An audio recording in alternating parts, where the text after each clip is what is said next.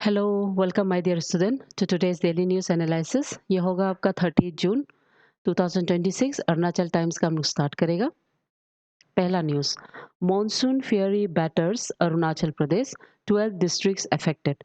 सो recently एक severe heavy monsoon rains every places in Arunachal Pradesh, mostly specially 12 district को mention किया है, जहां में severe floods, landslide, flash flood इस तरह का फॉर्मेशन होने की वजह से आपका जो नॉर्मल लाइफ है इट हैज़ बीन डिस्टर्बटेड एंड जो इंफ्रास्ट्रक्चर है एंड ये सब डिस्ट्रॉय हो गया है। रोड्स डिस्ट्रॉय हो गया है, highways cut completely cut off हो गया है एंड बहुत सा विलेजेस लोग बेसिक नेसेसिटी एंड बेसिक जो रूट्स है उससे कट ऑफ हो गया है। ठीक है, तो वेरियस डिस्ट्रिक्ट्स में से कुछ कुछ डिस्ट्रिक्ट्स का इंसिडेंट को हाईलाइट करते हुए लेट्स सी। जैसे अंजाव डिस्ट्रिक्ट में एक इट इज फेयर कि एक आदमी जो अपना ही व्हीकल के साथ क्रश हो गया है, वन एक्सकेवेटर ऑपरेटर फियर। और दूसरा, इंडियन एयरफोर्स वो सक्सेसफुली जितना भी पीपल आपका सिसिरी आइलैंड में स्ट्रेंजर्ड है वो लोग को सेफ्टी इवाकुएट किया है। एंड दूसरा टाइप ऑफ इंसिडेंट जहाँ पे इंफ्रास्ट्रक्चर डेवलपमेंट सीवियरली आपका रोइंग अनिनी रास्ता में देखने को मिला है एंड क्लाउड ब्रस्ट की वजह से 11 हाउसेस कोलैप्स हो गया है। रीमा विलेज कंप्लीटली हो गया, डैमेज हो गया है। बोकरंग विलेज लोग भी कंप्लीटली मतलब डिस्ट्रॉय हो गया है।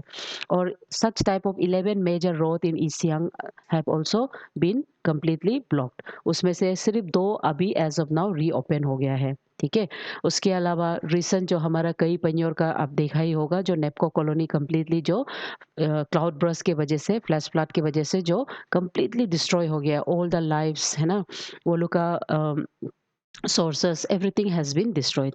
So over the few days बहुत ही emergency response from the administrator had been set up.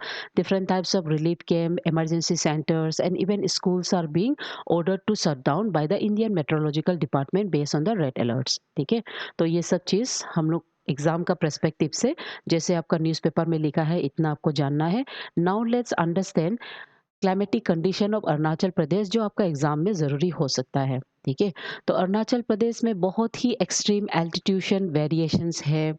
हमारे यहाँ में hot humid subtropical conditions to freezing alpine systems at the higher Himalayan देखने को मिलता है। ठीक है, तो बेसिकली हमारा टोपोग्राफी की वजह से वी एक्सपीरियंस एक्सेप्शनली बहुत हैवी प्रेसिपिटेशन, हैवी रेनफॉल्स, वो अराउंड 2000 मीटर से लेके 5000 मिलीमीटर तक रेंज होते हुए we receive such high amount of annual average rainfalls. Okay, and Koppen Gregor का क्लासिफिकेशन से हमेशा हम क्या याद करेंगे, अरुणाचल प्रदेश में क्लाइमेटिक कंडीशन को वो बेसिकली 3 कैटेगरीज में डिवाइड किया गया है। ठीक है, अल्फाबेट बेस में, जैसे कि सबसे पहले लोअर फुट हिल्स।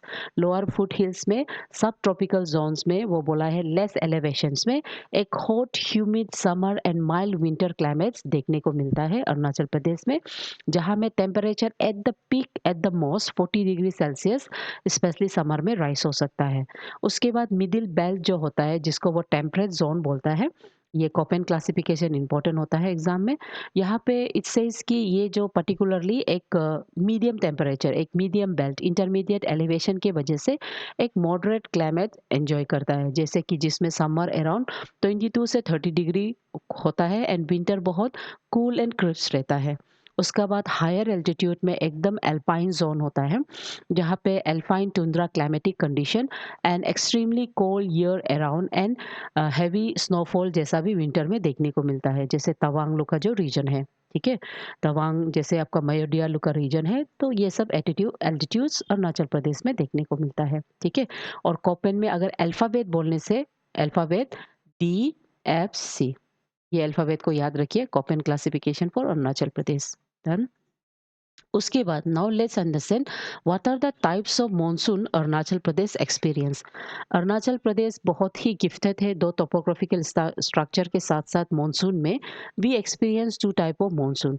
एक मॉनसून को हम बोलता है साउथ वेस्ट मॉनसून। ठीक है, साउथ वेस्ट मॉनसून ये ज़्यादातर आपका मई से सितंबर होता है और यहाँ पे रेन बियरिंग सिस्टम माना जाता है, जिसमें 72 to 80% ऑफ हमारा ईयरली रेनफॉल इधर से आता है। ये कहाँ से आता है, अगर आप इंडियन मैप को देखते हैं, है ना, इंडिया मैप को अगर if you see this map somewhere here, this is the north eastern wave like this, ठीक है, तो ये रीजन है। तो यहाँ पे बे ऑफ बंगाल है, ठीक है, बे ऑफ बंगाल का रीजन है।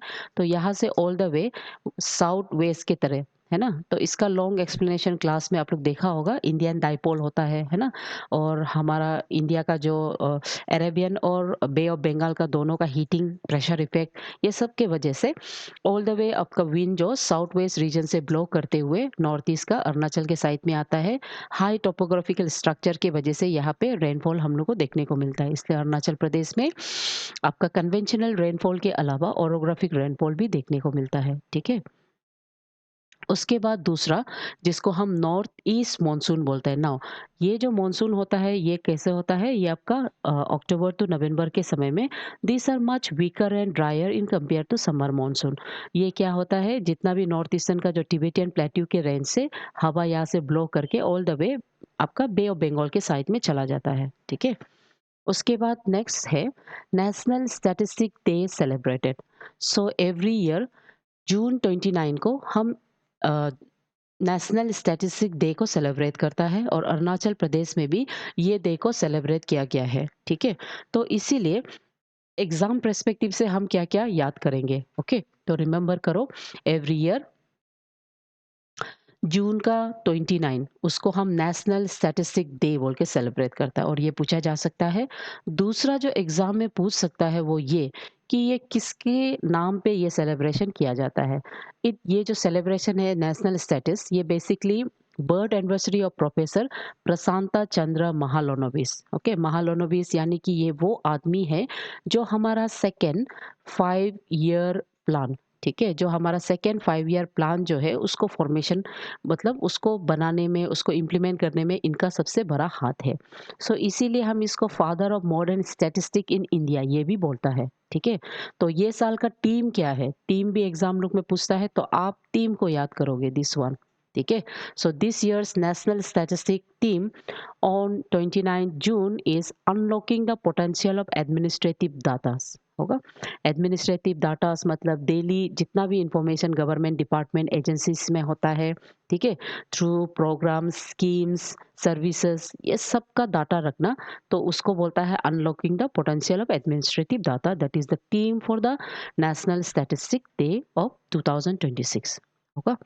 एंड महालोनोविस के बारे में उसके बाद आगे हम जाके देखेंगे। सो नेशनल स्टैटिस्टिक्स ऑफिस जो होता है, ये वो ऑफिस है जो गवर्नमेंट ऑफ इंडिया के अंदर में फंक्शन करते हुए आपका ministry of statistics and programme implementation के अंदर में with the headquarter in New Delhi, okay. ये भी एग्जाम के लिए ज़रूरी है। नेशनल स्टैटिस्टिक का जो ऑफिस है वो न्यू दिल्ली में है, और ये ज़्यादातर आपका जितना भी इकोनॉमिक, मैक्रो इकोनॉमिक हो, माइक्रो हो, रिकॉर्ड सर्वे इम्प्लीमेंटेशन सबका ये रिकॉर्ड रखता है, इनकम का पूरा रिकॉर्ड रखता है, ठीक है। आप इतना याद रखना है, डन। तो महालनोबिस का जो प्लान है, ये एक ऐसे प्लान है जहां में इंडस्ट्रियलाइजेशन को ध्यान देते हुए, पब्लिक सेक्टर को ध्यान देते हुए बहुत सा इंडस्ट्रियल पॉलिसी को वो बनाता है ना। जहां पे हम हैवी इंडस्ट्रीज को ज़्यादातर ध्यान देता है, और जितना हो सकेगा आपका जो बाहर से जो इंपोर्ट और एक्सपोर्ट होता है उसको विद इन द नेशन करने का इम्प्लीमेंटेशन किया जाता है, ठीक है। सो इसका टारगेट होता है कि around 4.5% of the GDP growth को इंक्रीज करना, है ना, डन। सो इसमें during the second 5 year plan बहुत सा मेजर स्टील प्लांटेशन को इंडिया में सेटअप करता है। तो इसमें से एग्जाम में ये क्वेश्चन पूछा जा सकता है, एग्जाम में आपको पूछेगा कि बिलाई जो प्लांट है वो किसके साथ एसोसिएट करते हुए बनाया है। उसको सोवियत के साथ एसोसिएट करते बनाया है, और सोवियत यानी कि यूएसएसआर, उस समय में यूएसएसआर था, अभी तो वो बाइफर्केट हो गया है। रूरकेला ये जर्मन के हेल्प से बनाया है, दुर्गापुर ये ब्रिटिश का हेल्प से बनाया है, ठीक है। तो ये जो सेकेंड 5 ईयर प्लान में major expansion of the railways, atomic energy and hydro power भी शेप होता है, ठीक है।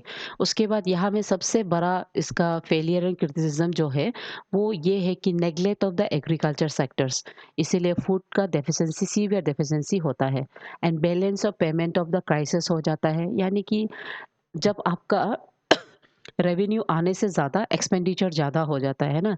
आपका इनकम से ज़्यादा जब एक्सपेंडिचर ज़्यादा हो जाता है तो हमारा बैलेंस बैलेंस ऑफ पेमेंट इसमें डिपॉजिट हो सकता है।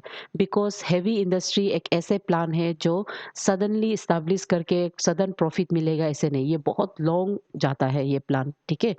तो इसीलिए यहाँ पे ग्रोथ का जो टारगेट रखा था वो बेसिकली शॉर्टफॉल हो जाता है। Okay, done. उसके बाद एमसीक्यू से हम स्टार्ट करेगा। Consider the following statement regarding the geography and climate of Arunachal Pradesh. Lower foothills experience a humid subtropical climate with a peak summer temperature reaching up to 40 degrees Celsius. This is right. High altitude alpine zone receives the highest annual rainfall due to intense cloud. नहीं, ये गलत है, ठीक है? तो इसलिए option सिर्फ one सही है, होगा ओनली दिस वन।